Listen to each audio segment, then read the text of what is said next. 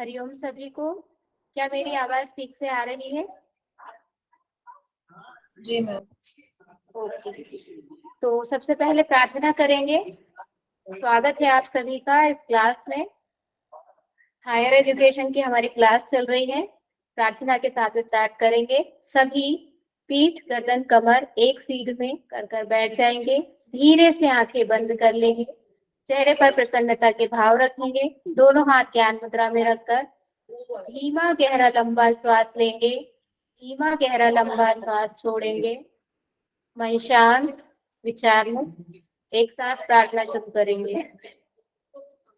ओम भूर्भुवस्वः तत्सवितुर्वरेण्यं भर्गो देवस्य धीमहि धियो यो नः प्रचोदयात्। ओम शांति शांति शांति। हथेलियों को आपस में रगड़कर आंखों पर और चेहरे पर स्पर्श कराएंगे। हथेलियों के बीच में आईज ओपन कर लेंगे। आज की क्लास को आगे बढ़ाएंगे। फिर से स्वागत है सभी का। एक बार कल हमने जो भी पढ़ा था उसको एक बार रिवाइज करेंगे। स्क्रीन शेयर कर लेते हैं सबसे पहले।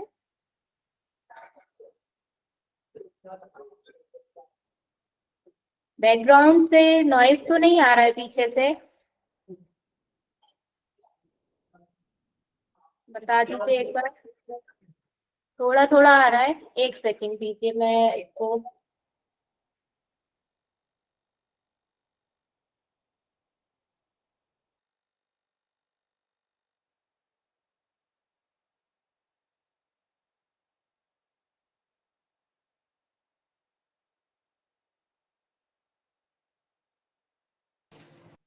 चलिए, स्क्रीन शेयर हो रही है सभी को?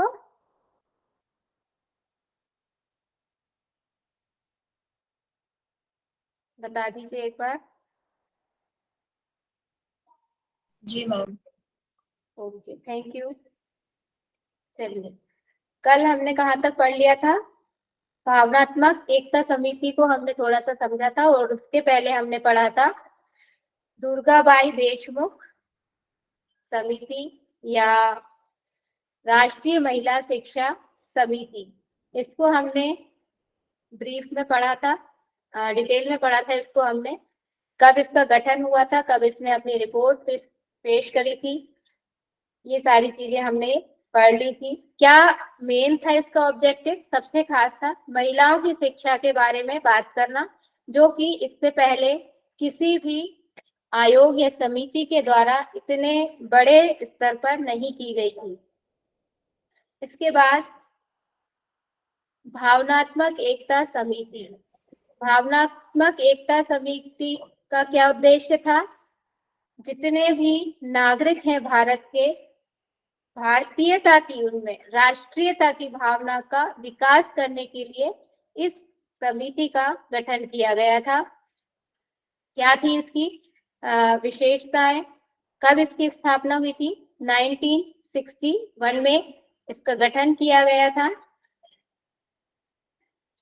इसका मुख्य उद्देश्य शिक्षा के माध्यम से विभिन्नता में एकता को स्थापित करना था। विभिन्नता में एकता की बात क्यों करनी पड़ी? क्योंकि अलग अलग कल्चर के लोग सब इकट्ठे हो गए थे यहाँ पर आकर। तो अब उनकी जो अच्छी चीजें थी उनको ग्रहण करके नकारात्मक बातों को हटाकर एक यूनिवर्सल नेशनल लेवल पर एक ऐसी पाठ्यचर्या बनाना जिसमें सब अपने अपने संस्कृतियों और अपनी अपनी जो भी कल्चर है, अपने जो भी उन्होंने अभी तक ग्रहण करके आए हैं, उस सबको एक समेकित रूप में आगे बढ़ाया जा सके, बिना किसी विवाद के, बिना किसी लड़ाई झगड़े के। फिर इसके अध्यक्ष हमने देखे थे, डॉक्टर संपूर्णानंद इसके अध्यक्ष थे। ये नाम याद रखना है। भावनात्मक एकता समिति के अध्यक्ष कौन थे? डॉक्टर संपूर्णानंद। इसलिए इसको हम क्या बोल सकते हैं? संपूर्णानंद एकता समिति भी बोल सकते हैं, संपूर्णानंद समिति भी बोल सकते हैं। कैसा भी क्वेश्चन आ सकता है, या तो ईयर पूछ लेंगे, ईयर दे देंगे और इस ईयर में कौन सी वाली कमिटी एजुकेशन से रिलेटेड बनाई गई थी, आपको 4 ऑप्शन दे देंगे, उसमें से पूछ लेंगे। फिर भाषा से संबंधित नीति बनाते समय अल्पसंख्यकों की अवहेलना नहीं की जाएगी, मीन्स उनकी जो लैंग्वेज है उसका भी ध्यान रखा जाएगा कि कहीं वह बिल्कुल ही इग्नोर ना कर दी जाए। विद्यालय में प्रतिदिन सत्र आरंभ करने से पहले, ये इसकी सबसे इम्पोर्टेंट रिकमेंडेशन है कि सभा का आयोजन किया जाए जिससे इंटरेक्शन हो, एक भावनात्मक संबंध स्थापित हो लोगों में आपस में। अगर स्कूल में सभा का आयोजन हो रहा है तो टीचर और स्टूडेंट्स के बीच में एक रिलेशन डेवलप हो। देश से संबंधित राष्ट्रीय दिवस मनाए जाए। कैसे राष्ट्रीय दिवस मनाए जाते हैं? जैसे राष्ट्रीय शिक्षा दिवस मनाया जाता है, वर्ल्ड लेवल के तो मनाए ही जाते हैं, लेकिन अब जब हम स्वतंत्र हो गए हैं, एक राष्ट्र के रूप में है, तो हमारे राष्ट्रीय लेवल पे हमारे अपने भी दिवस होने चाहिए। जैसे कोई बताइए एग्जाम्पल, कौन कौन से राष्ट्रीय दिवस हो सकते हैं, होते हैं? 15 अगस्त, राष्ट्रीय साक्षरता दिवस भी होता है। राष्ट्रीय 14 नवंबर, वेरी गुड। राष्ट्रीय मतदाता नेशनल दिवस होता है, शिक्षक दिवस युवा होता है। दिवस, राष्ट्रीय वेरी गुड। तो राष्ट्रीय जितने भी महिला इनमें राष्ट्रीय शब्द जुड़ा हुआ है, मतलब हमारे राष्ट्रीय लेवल पर क्यों मनाए जाते हैं और दिवस, जिस भी टाइटल को लेकर जो डे मनाया जा रहा है उसका मेन ऑब्जेक्टिव यही होता है कि उस चीज को और डेवलप किया जाए, उसका विकास किया जाए, कहीं ना कहीं उसके विकास की आवश्यकता है, इसलिए उसको एक पूरा दिन उसी के नाम कर दिया जाता है। कम से कम इस दिन, तो जैसे पर्यावरण दिवस जो मनाया जाता है कि उस दिन संकल्प लिया जाता है कि आज हर व्यक्ति 5 पौधे 10 पौधे इतने तो लगाएगा ही। तो एक व्यक्ति करेगा, वर्ल्ड में कितनी पॉपुलेशन है, अगर सारे व्यक्ति इतना इतना अमाउंट इक्वलिटी के उसमें लगाएंगे तो समझ लीजिए वर्ल्ड लेवल पे कितना बड़ा काम होगा। तो कम से कम एक दिन तो उभर कर आए वह चीज, उसका विकास हो, इसलिए ये डेज मनाए जाते हैं। फिर अब इन्होंने क्या बात की थी? प्राथमिक शिक्षा, माध्यमिक शिक्षा और उच्च शिक्षा के स्तर पर तीनों के लिए क्या क्या रिकमेंडेशन थी? राष्ट्रीय भावना से युक्त कहानी, यानी पाठ्यचर्या है कि कैसा इनका पाठ्यचर्या सिलेबस कैसा होना चाहिए। राष्ट्रीय भावना से युक्त कहानी एवं गीत के माध्यम से बच्चों को पढ़ाया जाए। राष्ट्रगीत हम लोग वही सुन सुनकर बड़े हुए, स्कूल में राष्ट्रगीत सुनते थे, राष्ट्रीय देशभक्ति से संबंधित कहानियां, जब भी कोई कल्चरल प्रोग्राम होता था, जो लीडर्स थे उनकी स्मृति में बनाए जाते थे, उनकी जयंती पर या पुण्यतिथि पर वो कार्यक्रम आयोजित आज भी किए जाते हैं। तो उसमें क्या होता था, ये कहानी और गीत के माध्यम से हम उस कल्चरल प्रोग्राम को आगे बढ़ाते थे। तो ये इन्होंने क्या कहा था कि बचपन में इन्हीं चीजों के माध्यम से उनको एजुकेशन दी जाए, ताकि उनमें अभी तक क्या हो रहा था, इंग्लिश मिशनरियां आ गई थी, तो कहीं ना कहीं उनको वो इंग्लिश कल्चर की तरफ बढ़ते जा रहे थे। उस वाली चीज से बचाने के लिए सिलेबस में ऐसी चीजें शामिल की जाए। फिर मिडिल लेवल पर क्या कहा उन्होंने? पाठ्य सहगामी क्रियाओं के माध्यम से बच्चों को सामाजिक अध्ययन, भाषा, संस्कृति, नैतिकता आदि के आधार विषयों की शिक्षा प्रदान करना। अब सहगामी क्रियाएं कैसी हैं? को करिकुलर एक्टिविटीज क्या होती हैं ये, इसमें क्या क्या आ सकता है?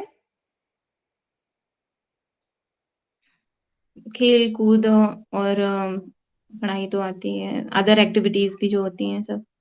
आपने देखा होगा जब आप स्कूल में थे, आप कभी रंगोली प्रतियोगिता हो रही है, कभी पेंटिंग, कभी ड्राइंग, इस टाइप की कॉम्पिटिशन्स होते थे, आपने भाग लिया होगा कई बार चीजों में, निबंध प्रतियोगिता, ये सारी चीजें इसमें आ जाएंगी कि आप साथ साथ ये पढ़ाई का हिस्सा नहीं, आप औपचारिक पढ़ना और लिखना नहीं चल रहा है इसमें, इसमें कुछ आप एक्टिविटी कर रहे हैं, बिल्कुल रोल प्ले, जितनी भी चीजें हैं सारी ये को करिकुलर एक्टिविटीज में जाती। तो इनके माध्यम से क्या क्या शिक्षा दी जानी चाहिए? भाषा की शिक्षा, संस्कृति की शिक्षा, नैतिकता, आपको दिखाना पड़ेगा। हम कहते हैं कि हम देख के सीखते हैं, तो वैसा आदर्श प्रस्तुत करना पड़ेगा। तो ज्यादा से ज्यादा कोई भी चीज है, हम केवल सुन रहे हैं, उसकी अपेक्षा हम उस चीज को अगर देख रहे हैं तो ज्यादा इफेक्टिवली सीखेंगे।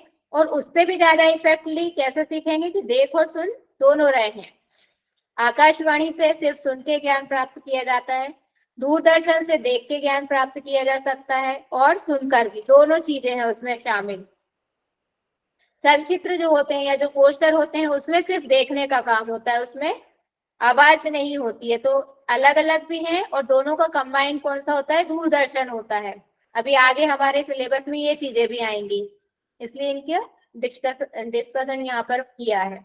फिर विश्वविद्यालय स्तर पर क्या कहा इन्होंने, विभिन्न भाषाओं का ज्ञान दिया जाए, कला साहित्य और संस्कृति का तुलनात्मक अध्ययन किया जाए, सामाजिक विज्ञान की शिक्षा कैसे दी जाए, भ्रमण विधि के द्वारा। सामाजिक विज्ञान में भूगोल आ जाता है, भूगोल के अंदर सारी चीजें आ जाती हैं, पर्वत पहाड़ नदी मिट्टी सब कुछ आ जाता है भूगोल के अंदर, जियोग्राफी के अंदर। तो जियोग्राफी की शिक्षा फील्ड से बेहतर कहाँ मिलेगी, एक लेबोरेटरी में ज्यादा अच्छी मिलेगी या फील्ड पर ज्यादा अच्छी मिलेगी, फील्ड पर ज्यादा बेहतर मिलेगी, क्योंकि उसको प्रैक्टिकली साक्षात रूप में हम देख पा रहे हैं चीज को।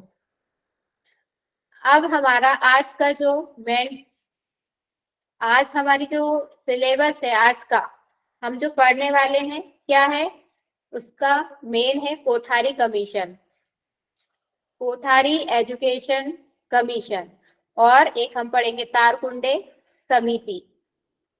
अब ये कोठारी कमीशन जो है बहुत इंपॉर्टेंट है, बहुत ध्यान से इसको सुनिएगा, हो सके तो साथ साथ चीजें नोट भी करते चलिए, जैसा कि स्टार्टिंग में बताया था एज ए की पॉइंट्स। क्या होता है कोठारी, पहले तो ये कोठारी डॉक्टर कोठारी हैं, शिक्षाविद। इन्होंने रिकमेंडेशंस दी किसके संबंध में, एजुकेशन का जो भी उस समय चल रहा था, विभिन्न पहलुओं पर, एजुकेशन से संबंधित विभिन्न पहलुओं पर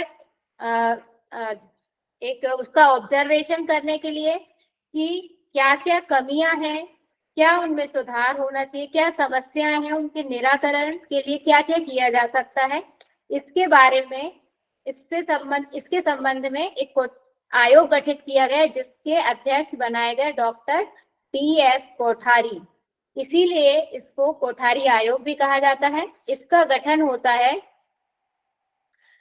14 जुलाई 1964 में, और इन्होंने अपना प्रतिवेदन प्रस्तुत कर दिया 29 जून 1966 में। ये दोनों डेट याद रखना है आपको, बहुत इंपॉर्टेंट कमीशन है ये। शिक्षा के विभिन्न पहलुओं पर ध्यान केंद्रित करने के लिए यह आयोग गठित किया गया, और इनका पूरा नाम याद रख लीजिए, दौलत सिंह कोठारी। ये भी पूछा, मतलब ऐसे नहीं पूछा जाएगा नाम, पूरा नाम देकर अगर पूछ लें तब भी आपको कंफ्यूज नहीं होना है, पता रहना चाहिए। विशेष बात क्या थी इसकी लगभग सभी सिफारिशें मान ली गई, और जो फर्स्ट एजुकेशन पॉलिसी आई उसमें सम्मिलित कर ली गई। कोई भी कमीशन होता है, उसकी रिकमेंडेशन आती है, उनका फायदा कब होगा, जब उनको जो भी अच्छी हैं लग रही है गवर्नमेंट के हिसाब से कि हाँ इनको अप्लाई किया जा सकता है, तो उसके संबंध में कुछ ना कुछ तो एक रूल लेकर आना पड़ता है। तो इसी तरह से एक नेशनल पॉलिसी लेके आए 1968 में। पॉलिसीज को हम एक साथ तीनों पॉलिसीज कंपैरेटिवली पढ़ेंगे। सबसे पहले हम कोठारी आयोग की जो मेन रिकमेंडेशंस थी उसके बारे में बात करेंगे। क्या थी पहली, 6 से 14 वर्ष तक के बच्चों को निःशुल्क शिक्षा प्रदान करना। अब आप जो एक टेबल बना के चल रहे हैं अपनी, उसमें से आपने अभी तक बड़े बड़े लेवल पे टेबलें कंपैरेटिवली बनाई, एक टेबल उसमें से बाहर उठा लीजिए कॉमन की तरह, कि हेडिंग यही डालिए उसमें 6 से 14 वर्ष तक के बच्चों की निःशुल्क शिक्षा, ऐसी हेडिंग डाल सकते हैं। किस किस कमीशन में या कमेटी में या काउंसिल में इसकी बात की गई, 6 से 14 वर्ष तक के बच्चों की निःशुल्क और अनिवार्य शिक्षा, या केवल इतनी हेडिंग बना सकते हैं आप कि 6 से 14 वर्ष तक के बच्चे। अब उसमें उससे रिलेटेड जिस भी कमीशन में जो भी बात कही गई है सामने रखिए, अलग अलग कॉलम में अलग अलग कमिटी और कमीशन को लेकर। इस इतनी बेहतरीन तैयारी होगी आपकी, आपको एग्जाम में कोई डाउट नहीं रहेगा। सबसे बहुत ही जल्दी से आप सही ऑप्शन को पकड़ लेंगे। दूसरा क्या था, इससे महाविद्यालय एवं विश्वविद्यालय एवं महाविद्यालय के स्तर पर प्रवेश के नियम कठोर हो, ये बात करी। अब क्यों हो कठोर प्रवेश के नियम? अगर सरल कर देंगे तो कोई भी, जैसे कि हमने इससे पहले किसको पढ़ा था, राधा कृष्णन आयोग को पढ़ा था, उन्होंने क्या कहा था कि 12वीं पास होना अनिवार्य होना चाहिए अगर डिग्री लेवल पर आना है। तो यही यहाँ पर भी उसी बात को फॉलो किया जा रहा है कि प्रवेश के नियम कठोर हो, नहीं तो क्या होगा, फिल्ट्रेशन नहीं होगा, सभी लोग आ जाएंगे। एक बार ऐसा ही हुआ था, मतलब बीच में समय ऐसा रहा कि 10वीं में बहुत ढिलाई कर दी गई थी। 10th लेवल का जो एग्जाम होता है उसको बहुत ही रिलैक्स उसमें ले जाया गया कि बच्चे क्या होता है, नहीं तो सुसाइड करने लगते हैं कि फेल हो गए तो सुसाइड कर लेंगे। इस चीज से बचाने के लिए उनको बहुत छूट दे दी गई कि बस इतना कर लेगा तो बच्चा पास हो जाएगा। उसको बोर्ड से भी हटा दिया गया था, कुछ समय तक ग्रेडिंग सिस्टम स्टार्ट कर दिया, बहुत सारी चीजें ऐसी सोची गई। तो इससे क्या होता है कि जो योग्य नहीं है वह व्यक्ति आगे पहुंच जा रहा है। अब आप पास हो गए, आगे बढ़ते जा रहे हैं, कॉलेज लेवल पर भी पहुंच गए हैं, लेकिन आप करेंगे क्या? आपको ज्ञान तो है ही नहीं, बस आपके पास में एक कागज है कि हाँ ये हम सब, हमारे पास में ये है प्रूफ कि हम 10th है 12th है और डिग्री की हुई है हमने। आप पहुंच जाएंगे तो फिर ऐसे में क्या होता है, जो योग्य व्यक्ति है उस पर सारा लोड आ जाता है, काम वही करता रहता है, बाकी जिसको आता नहीं है वह करेगा नहीं, या तो उसको सिखाना पड़ेगा, सिखाने में अलग टाइम खर्च होगा। तो कहीं ना कहीं एक बड़े स्तर पर नुकसान हो रहा है।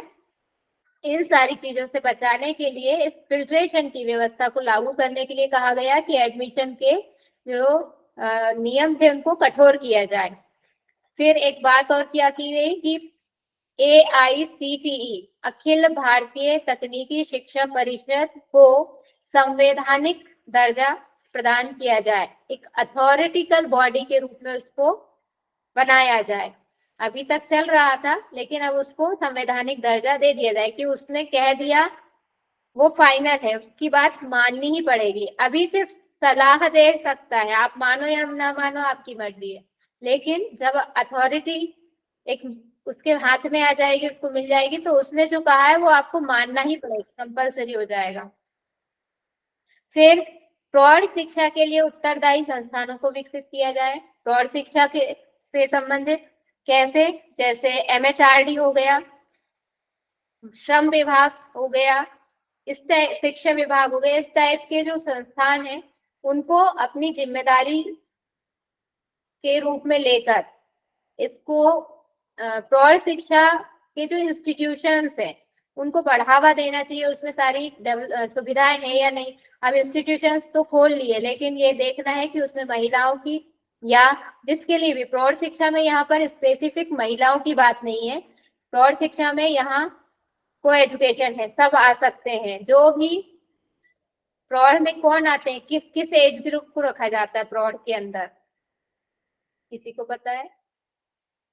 सभी को पता होगा ये चीज। तो प्रौढ़ मीन्स एडल्ट, यहाँ पर प्रौढ़ से अर्थ है एडल्ट।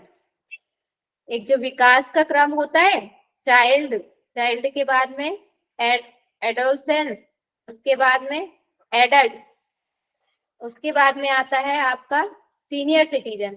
ये जो है इसके आधार पर प्रौढ़ के अंतर्गत 25 से लेके 50 वर्ष तक के व्यक्ति आते हैं, और 60 तक के मान लीजिए। तो उन लोगों की शिक्षा की व्यवस्था की बात हुई है कि उनका विकास किया जाए, पहले सुनिश्चित किया जाए कि उनका नॉमिनेशन हो रहा है कि नहीं, अगर आ रहे हैं तो उनको सारी व्यवस्थाएं हो, वहां पर मटेरियल उपलब्ध हो बैठने के लिए, पढ़ाई करने के लिए। तो ये सारी चीजें ध्यान दिया जाए इस पर, और शिक्षक के कौशल पर ध्यान दिया जाए। यहाँ पर शिक्षक के कौशल से ऐसे है कि जो उसका उद्देश्य है टीचिंग करने का, हम यहाँ पर पढ़ा रहे हैं, अगर हम आपको आपके कंसेप्ट क्लियर नहीं कर पा रहे हैं, मतलब हम अपने टीचिंग कौशल में दक्ष नहीं है, हमारी इफिशियंसी कमजोर है अभी। तो यहाँ पर उसी पर काम करने की बात की जा रही है। शिक्षकों के लिए उचित योग्यता और जिम्मेदारियों के साथ साथ पर्याप्त और संतोषजनक सेवा शर्तों को रखा जाए। क्या वेतन होना चाहिए, उसकी योग्यता के अनुसार। प्राइमरी स्कूल के टीचर को कम मेहनत करनी पड़ती है, हालांकि ज्यादा मेहनत करनी पड़ती है।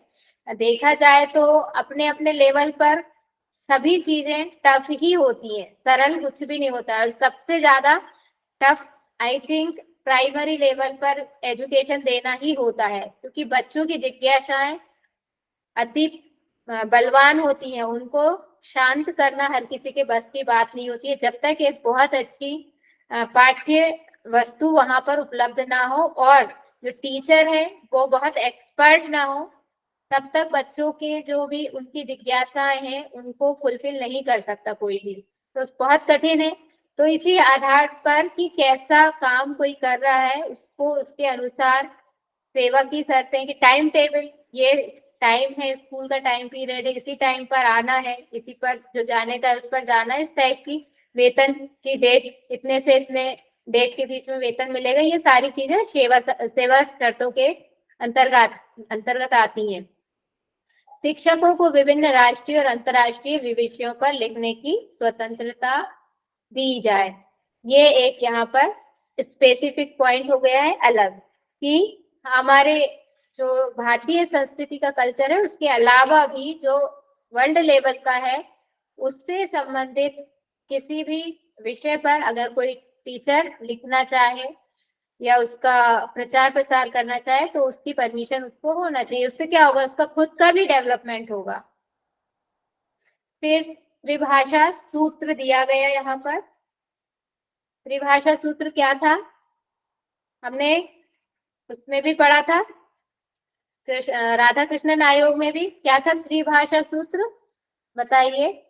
हाँ बताइए संध्या जी। मैडम मातृभाषा मैम राष्ट्र। अंग्रेजी भाषा होनी चाहिए जैसे, और वर्नाक हमारी खुद की लैंग्वेज होनी चाहिए, और राष्ट्रभाषा होनी चाहिए। Very good. तो यहाँ पर भी एक त्रिभाषा सूत्र की बात की गई है। इसमें क्या कहा गया है, एक आपकी क्षेत्रीय लैंग्वेज होना चाहिए, मदर लैंग्वेज होना चाहिए, और उसके साथ अंग्रेजी होना चाहिए, राष्ट्रीय भाषा हिंदी होना चाहिए।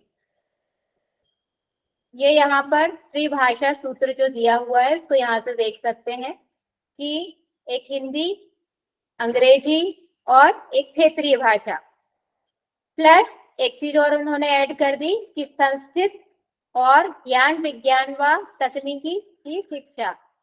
माध्यम क्या रहेगा, जो जिस लेवल, यानी ये माध्यमिक स्तर पर त्रिभाषा का सूत्र दिया गया है।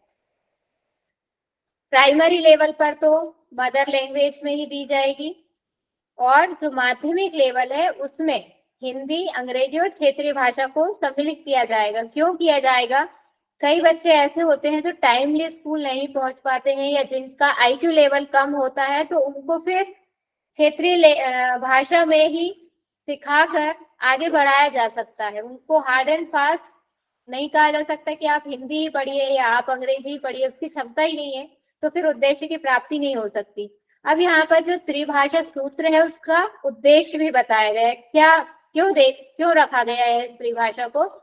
एक तो जो हिंदी भाषी राज्य हैं उनमें दक्षिणी राज्यों की भाषा को बढ़ावा देना।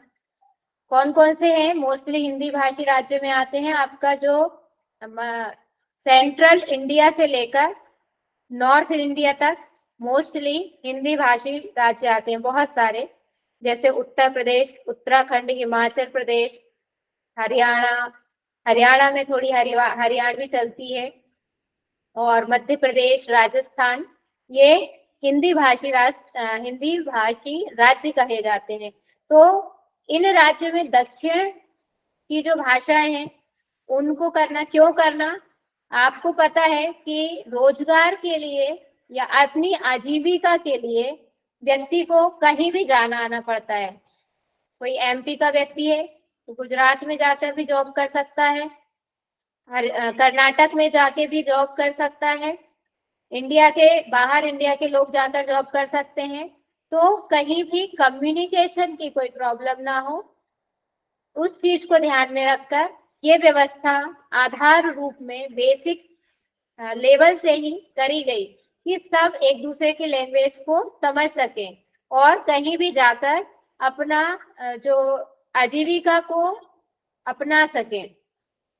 फिर गैर हिंदी भाषी राज्य में हिंदी, अंग्रेजी और एक क्षेत्रीय भाषा को बढ़ावा देना। साउथ इंडियन जितने हैं वह गैर हिंदी भाषी राज्यों में आते हैं।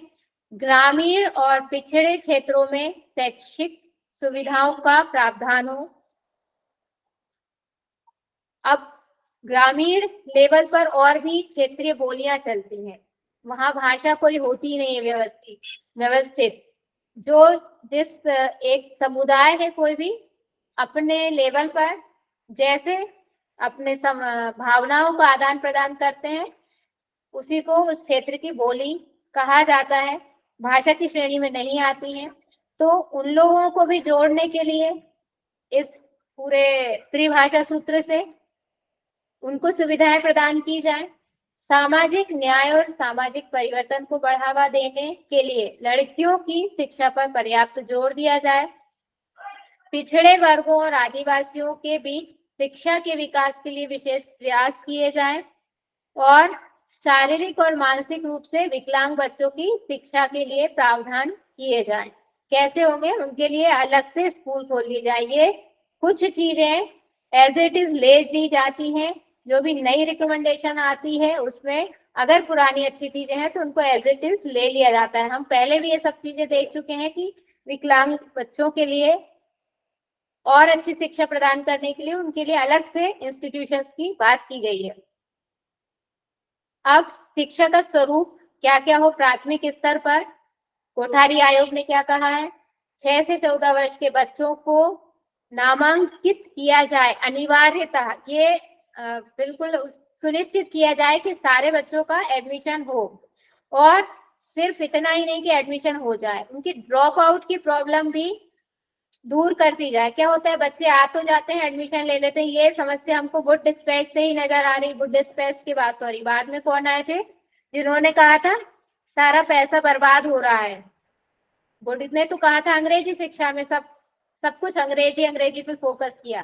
फिर उसके बाद हंटर कमीशन में कहा गया था कि बर्बादी को रोका जाए, अनुदान के माध्यम से सारा काम किया जाए। तो उन्होंने भी क्या कहा था कि बच्चे एडमिशन तो ले लेते हैं लेकिन पढ़ते नहीं, उनका निरंतर नॉमिनेशन नहीं रहता, भाग जाते हैं छोड़ के, पूरे टाइम स्कूल नहीं आते हैं। तो ड्रॉप आउट की प्रॉब्लम भी खत्म करी जाए, ये इन्होंने बात करी। फिर त्रिभाषा ये हमने देख लिया है कि 3 लैंग्वेज पढ़ाई जाए, उसके साथ में संस्कृत पर भी ध्यान दिया जाए, उसकी वैल्यू समझी जाए, ज्ञान विज्ञान और तकनीकी की शिक्षा दी जाए। और उच्च लेवल पर क्या कहा है इन्होंने? रोजगार शिक्षा देने हेतु व्यावसायिक एवं तकनीकी शिक्षा बच्चों को दी जाए। यहाँ से आई है IITs की अवधारणा, यहाँ से आ रही है स्वतंत्रता के बाद। रुड़की हमने देखा था बहुत पहले, स्थापना रुड़की की हो चुकी थी। कब हुई थी रुड़की की स्थापना? पढ़ा हुआ है हमने, IIT रुड़की। किसी को याद है? जिसने होमवर्क पूरा कर लिया है उसे याद होगा, किसी को भी याद नहीं है? पढ़ के आएंगे। मैम याद है। हाँ बताइए नीलू जी, कब हुई थी? हाँ हाँ मैं बता रही हूँ, रुड़की जो है ना, ये चार्ल्स वुड डिस्पैच जो है 1954 उसमें हुआ था। कलकत्ता, मद्रास और मुंबई में विश्वविद्यालय खुला था, और पूसा में चिकित्सा विश्वविद्यालय खुला था, और ये रुड़की में इंजीनियरिंग विश्वविद्यालय खुला था। हाँ, तो ये इसकी शुरुआत वहां से हो गई थी। लेकिन इंडिपेंडेंस इंडिया में व्यवस्थित तरीके से बात कहाँ की गई है?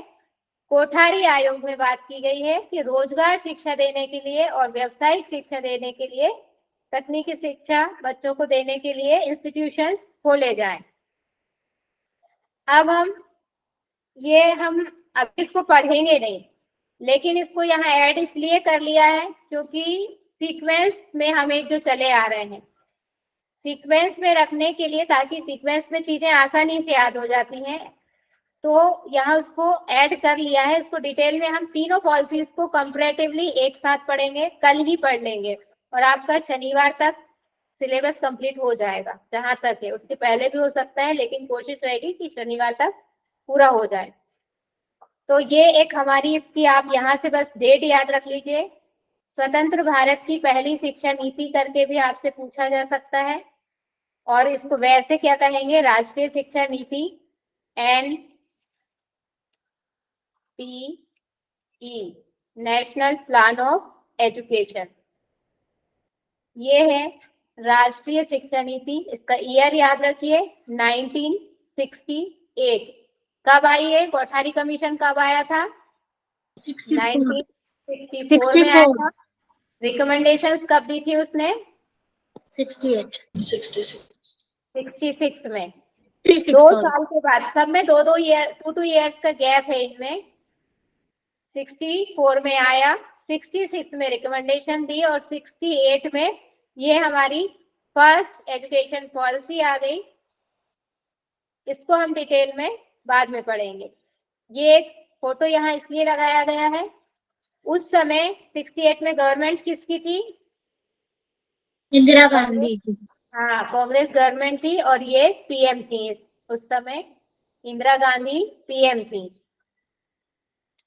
इसलिए यहाँ पर इनको इंक्लूड, ताकि आपको चीजें याद रहे, माइंड में एक पिक्चर रहे कि हाँ उस समय कोठारी आयोग के समय जो आई थी रिकमेंडेशन, उस पर पॉलिसी कौन लेके आए? इंदिरा गांधी प्रधानमंत्री जो उस समय थी वो लेकर आए। अब हम मेनली देखा जाए तो हमारा जो टॉपिक है, सेकंड नंबर का टॉपिक, शोध वर्ड एक उसमें आपको नजर आता है कि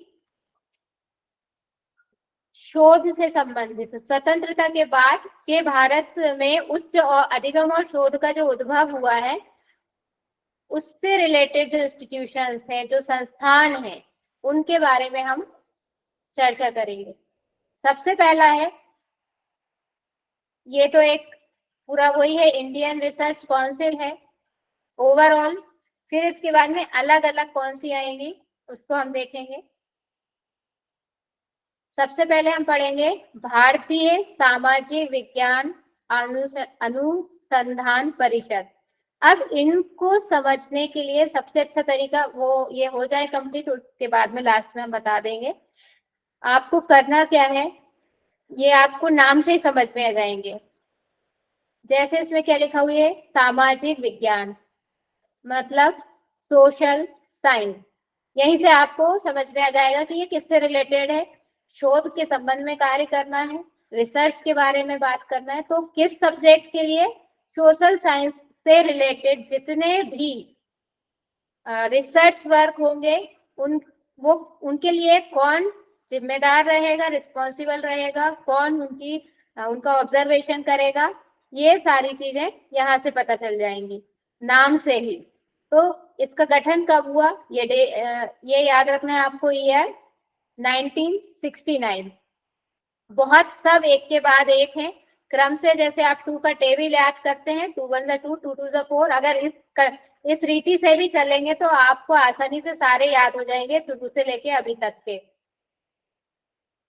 इसके साथ ही सामाजिक विज्ञान के क्षेत्र में हो रहे अनुसंधान की गुणवत्ता को बनाए रखने के लिए भी यह परिषद कार्य करती है। मतलब क्या काम है, सामाजिक विज्ञान के क्षेत्र में जो भी कार्य हो रहे हैं उनको बढ़ावा देना, मोटिवेट करना, और उनको जो भी सुविधाएं हैं मूलभूत वो उपलब्ध कराना, इसका काम है। फिर इसको शॉर्ट में हम क्या बोलेंगे, ICSSR। ऐसा भी पूछा जा सकता है, अब इतना बड़ा नहीं लिखना उनको, तो शॉर्ट में लिख के भी क्वेश्चन पूछ सकते हैं, तो शॉर्ट में भी याद रखेंगे। भारत में सामाजिक विज्ञान एवं अनुसंधान को बढ़ावा देने के लिए परियोजनाओं, फेलोशिप, अंतर्राष्ट्रीय सहयोग क्षमता निर्माण, सर्वेक्षण, प्रकाशन आदि के लिए अनुदान देने का कार्य कर रहा है। ये सारे काम, फेलोशिप भी देगा और अंतर्राष्ट्रीय सहयोग क्षमता, ये इंटरनेशनल लेवल पर आप कोई प्रोजेक्ट तैयार कर रहे हैं उसमें आपको कोई हेल्प चाहिए तो भी इसके लिए आप बात कर सकते हैं यहाँ पर। प्रकाशन यानी पब्लिकेशन, जैसे कि हम इन जो भी जितने भी हम पढ़ेंगे इन सब में आप पब्लिकेशन वाली बात आए तो ये समझ सकते हैं कि कोई किसी का रिसर्च कंप्लीट हो गया है, उसके बाद में उसका पब्लिकेशन होना है, तो वो पब्लिकेशन के लिए एक ऑर्गेनाइजेशन के रूप में एक, जैसे हमने इंटर कॉलेज वाला पढ़ा था कि सारे कॉलेज को एक छत के नीचे लाने के लिए, तो ऐसे ही जितने भी रिसर्च इस फील्ड में हो रहे हैं सोशल साइंस के फील्ड में, उससे रिलेटेड सारा पब्लिकेशन वर्क भी कौन करेगा, ये करेगा। जैसे हमको उपलब्ध हो जाते हैं, हम पबमेड पे चले जाते हैं, शोध गंगा पर चले जाते हैं, तो वहां कैसे आते हैं, उसकी प्रोसेस क्या है, उसके लिए सारी रिस्पॉन्सिबिलिटी इसकी होती है। और क्या काम है इसका? राष्ट्रीय सामाजिक विज्ञान दस्तावेजीकरण केंद्र सामाजिक विज्ञान में शोधकर्ताओं के पुस्तकालय और सूचना सहायता सेवाएं वही है कि जैसे शोध गंगा पर गए या और भी जितने ऐसे रिसर्च के थे, इन पर चीजें उपलब्ध कौन करवा रहा है, उनकी उपलब्धता ये सुनिश्चित करता है। ICSSR ने भारत में सामाजिक विज्ञान समुदाय के बीच डेटा के साक्षात्करण और पुनः उपयोग के लिए, मीन्स कि हम जा रहे हैं वहां पर ढूंढ रहे हैं, तो साक्षात्कार मीन्स हमको मिले वहां से एक्सेस करने की बात हो रही है यहाँ पर साक्षात्करण से। दूसरी चीज उसको हम उपयोग कर सके, पुनः उपयोग, एक बार तो उपयोग हो चुका है, जैसे रिसर्च के फील्ड में आप रिसर्च मेथोडोलॉजी आपका स्टार्ट हो रहा है। डेटा दो टाइप से लिया जाता है, एक तो खुद जो रिसर्च कर रहा है वह खुद जाकर डेटा कलेक्ट करेगा, दूसरा जो पहले से रिसर्च कर चुके हैं लोग उसके डेटा का वह यूज कर सकता है, प्री डेटा के रूप में, प्राइमरी डेटा के रूप में और सेकेंडरी डेटा के रूप में। ये कहाँ से मिल रहे हैं, क्या सोर्स है, उस पर डिपेंड करता है, तो उसकी जिम्मेदारी, उसकी व्यवस्था भी यह काउंसिल करेगी। क्लियर है इतना? कोई डाउट तो नहीं है इसमें? बता दीजिए एक बार।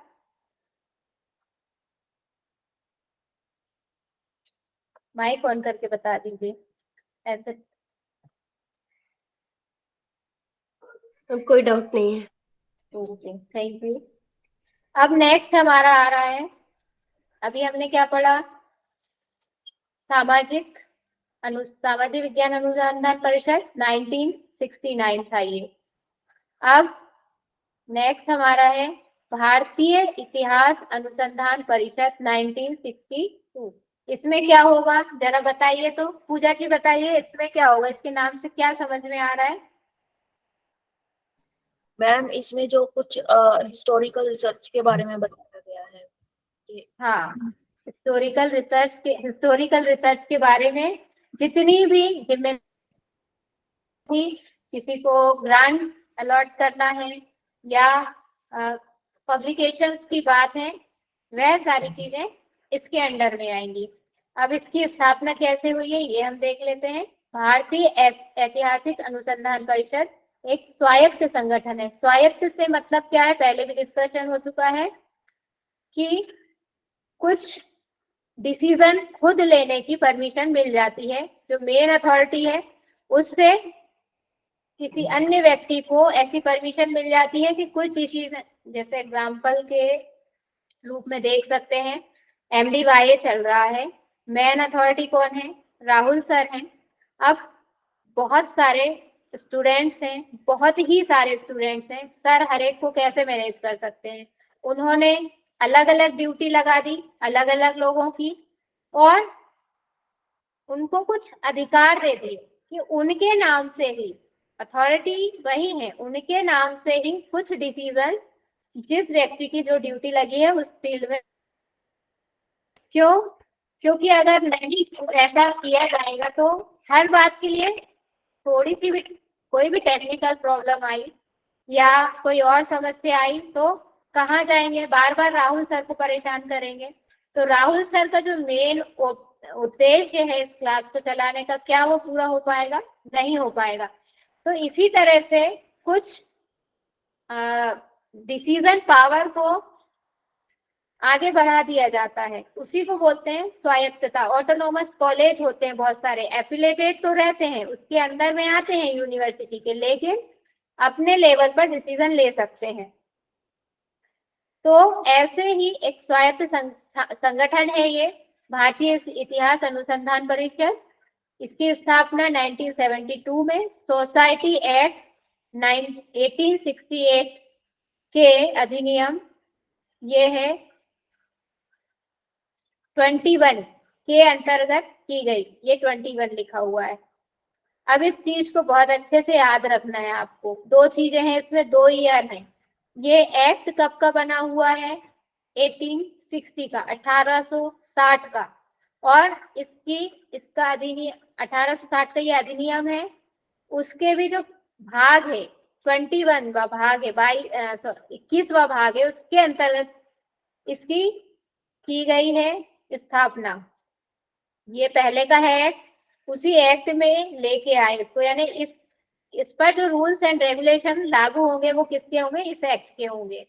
फिर इसका मेन ऑब्जेक्टिव क्या है?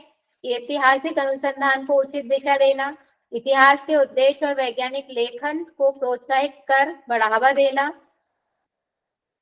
और इतिहास के क्षेत्र में अनुसंधान करने वाले सभी अनुसंधानकर्ताओं हेतु एक मंच के रूप में कार्य करना। कि आपको रिसर्च करना है तो अब यहाँ से क्या काम करेगा? रिव्यू, लिटरेचर रिव्यू करने में भी हेल्प यहाँ से मिलेगी। एक मंच प्रदान करेगा कि आपको हिस्ट्री से रिलेटेड जो भी आपकी क्वेरी है यहाँ आप उसको देख सकते हैं, यहाँ से उसको सॉल्व कर सकते हैं, पूछ सकते हैं। ICHR ने भारत के दूर दराज के क्षेत्र तक पहुंचने के लिए, ये इंपॉर्टेंट है, ये दोनों सेंटर याद रखिए किसके हैं? इतिहास अनुसंधान परिषद के सेंटर हैं, एक बेंगलोर में है और एक गुवाहाटी में है।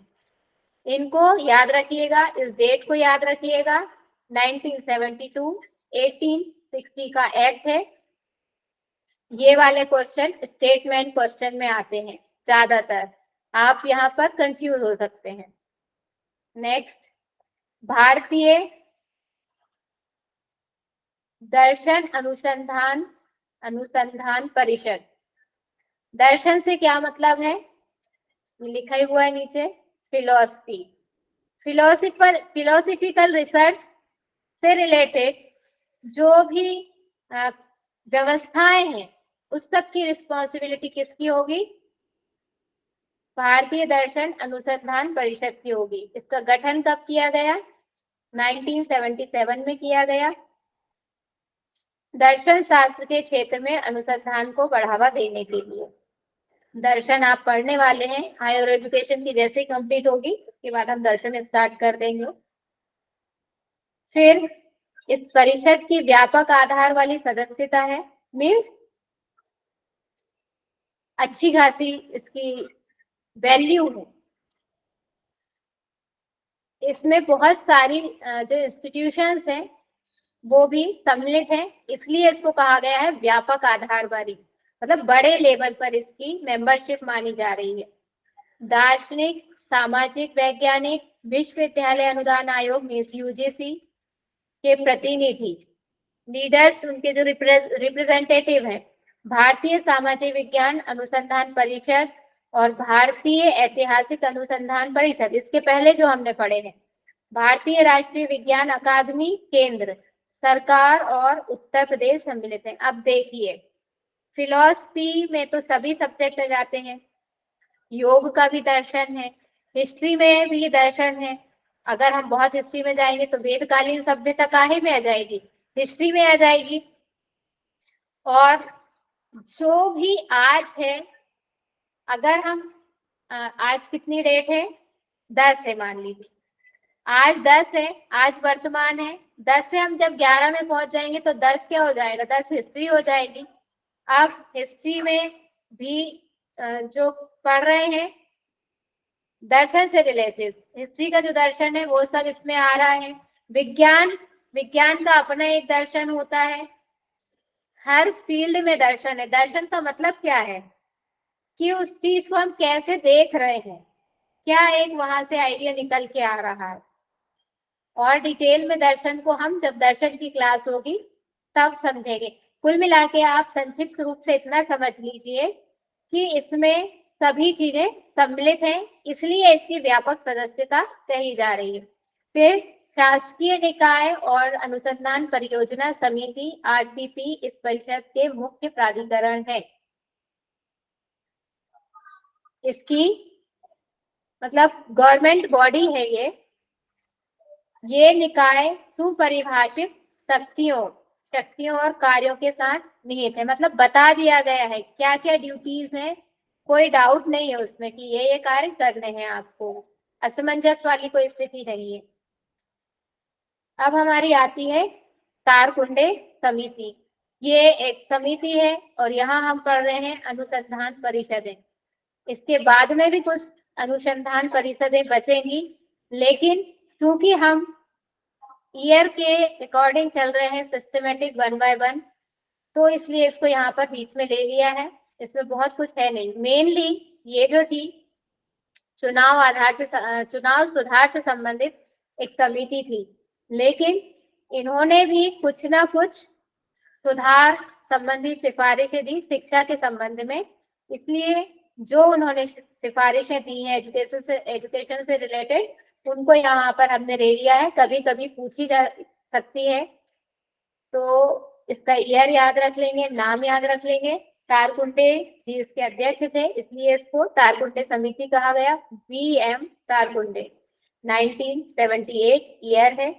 और यह समिति इसने शिक्षा से संबंधित क्या बातें कही? शिक्षा का स्वरूप बालक के चरित्र का निर्माण और विकास करने वाला हो। इन्होंने मेन फोकस क्या कहा, ये ही आपको याद रखना है। किस समिति ने सबसे ज्यादा फोकस किस पर किया, बल किस पर दिया? तो इन्होंने क्या कहा, चरित्र का निर्माण करने वाला हो और विकास करने वाला हो, उसका डेवलपमेंट करे। जिस एज में जैसा डेवलपमेंट होना चाहिए वैसा हो उसका डेवलपमेंट हर प्रकार से।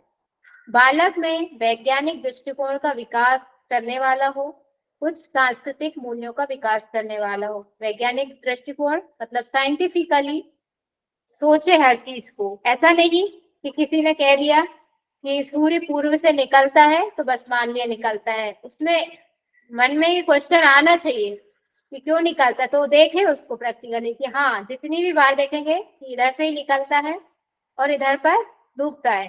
तो ये एक साइंटिफिक उसमें थॉट उसका डेवलप हो रहा है।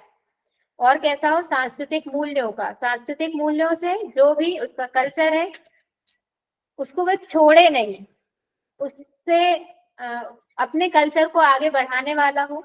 कहीं ना कहीं इसको हम वैसे भी रिलेट कर सकते हैं कि वैदिक कालीन शिक्षा पद्धति में क्या होता था, सांस्कृतिक मूल्यों की रक्षा मीन्स जो जिस वर्ण या संप्रदाय का है उसका जो भी व्यवसाय है पारंपरिक, उसको उसकी भी रक्षा करे, उसकी भी शिक्षा उसको दी जाए।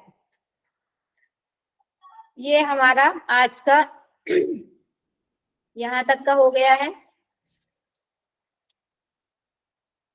क्या हमने पढ़ लिया है? कोठारी एजुकेशन और तारकुंडे कमेटी।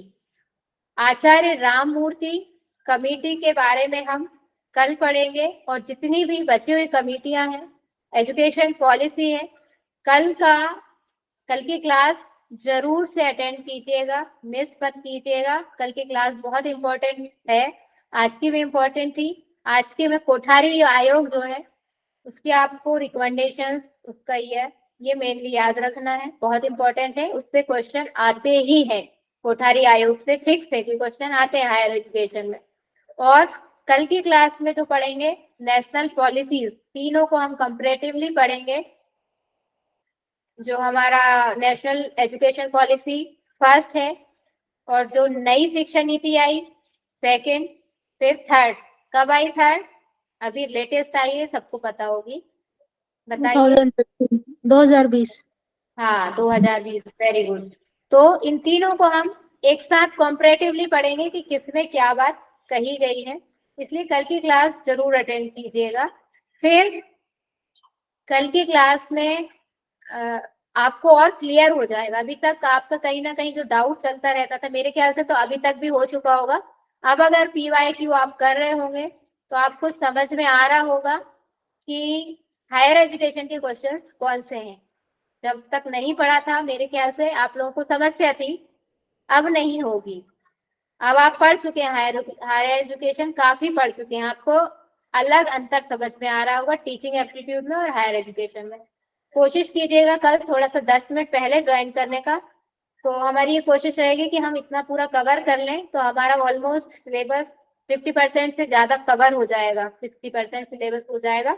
लास्ट के 2-3 दिन में हम बचा हुआ कर लेंगे और एक PYQ का पूरा सेशन रख लेंगे एक दिन का, तो आपका बहुत अच्छी तैयारी हो जाएगी इससे। बताइए अभी पकड़ पा रहे हैं ना आप? PYQ सॉल्व करते हैं? अभी तो नहीं कर पा रहे हैं, क्लासेस बहुत चलती हैं तो। मैम टाइम नहीं मिलता है इतना। हाँ अभी नहीं मिलता, हम इसीलिए इकट्ठे एक सेशन में हम यहीं पर कर लेंगे PYQ को मैक्सिमम, तो उससे दिक्कत नहीं होगी। चलिए अभी तक इसमें जो पढ़ा है, किसी को कोई डाउट हो तो बता दीजिए, फिर हम क्लास को ओवर करेंगे। आपकी नेक्स्ट क्लास भी रहती है 1-2। आज नहीं है मैम क्लास नेक्स्ट। अच्छा आज क्लास नहीं है आप लोगों की? हाँ सर का लैपटॉप का कुछ इशू है इसके लिए। ओके ठीक है, तो फिर भी शांति पाठ कर लेते हैं, फिर उसके बाद डिस्कस करते हैं। एक राममूर्ति समिति का थोड़ा सा संक्षिप्त परिचय समझ लीजिए। जैसे हमने कोठारी आयोग देखा, कोठारी आयोग के रिकमेंडेशंस पे सारे हमने क्या पढ़ लिए थे। नेक्स्ट हमारी पॉलिसी आ गई थी, फर्स्ट इंडियन नेशनल पॉलिसी शिक्षा से संबंधित आ गई थी। ऐसे ही जो दूसरी शिक्षा पॉलिसी आई, एजुकेशन पॉलिसी आई, उसकी समीक्षा करने के लिए एक कमेटी गठित की गई, वही है आचार्य राममूर्ति समिति या कमेटी। तो उसको हम डिस्कस कल करेंगे, पूरा कवर कर लेंगे कल के में हम इतनी सारी चीजें। तो 10 मिनट पहले आप आ जाएंगे तो बहुत अच्छा रहेगा कल की क्लास में। चलिए अब हम सबसे पहले शांति पाठ करेंगे। शांति पाठ के लिए कौन आ रहे हैं आज? चलिए नीलू जी आप करवा दीजिए। अच्छा मैं क्या प्रियंका जी बोल रहे हैं, करवा दीजिए प्रियंका जी, आप ही करवा दीजिए। जी मैम, मैं एक्चुअली हिंदी में करवाऊंगी, एक संस्कृत का हिंदी में? शांति पाठ है। हिंदी में करवा दीजिए, कोई दिक्कत नहीं है। शांति पाठ किसी भी भाषा में हो सकता है, मन से जुड़ाव होना चाहिए। हरिओम हरिओम प्रियंका जी। चल सभी लोग कमर सीधी करके बैठ जाएंगे, थोड़ा 2 मिनट लगेगा इसमें। आंखें बंद, लंबी गहरी सांस लीजिए और मेरी बात शांति कीजिए दोहराएंगे आप मन ही मन। शांति कीजिए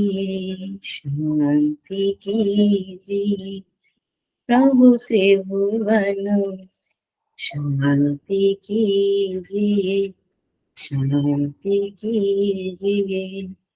जल में थल में और गगन में, शांति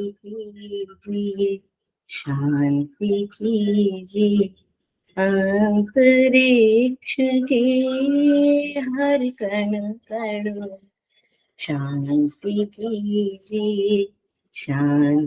कीजिए सकल विश्व ब्रह्मांड सृजन में, शांति कीजिए औषधि वनस्पति वन उपवन, शांति कीजिए प्रभु त्रिभुवन में, शांति कीजिए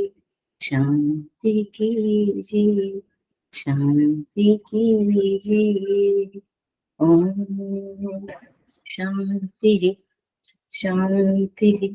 शांति थैंक यू।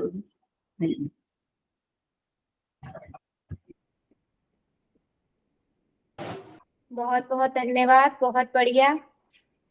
सबका आपने माइंड रिफ्रेश कर दिया हायर एजुकेशन पढ़ने के बाद में। चलिए मैम एक सेकेंड।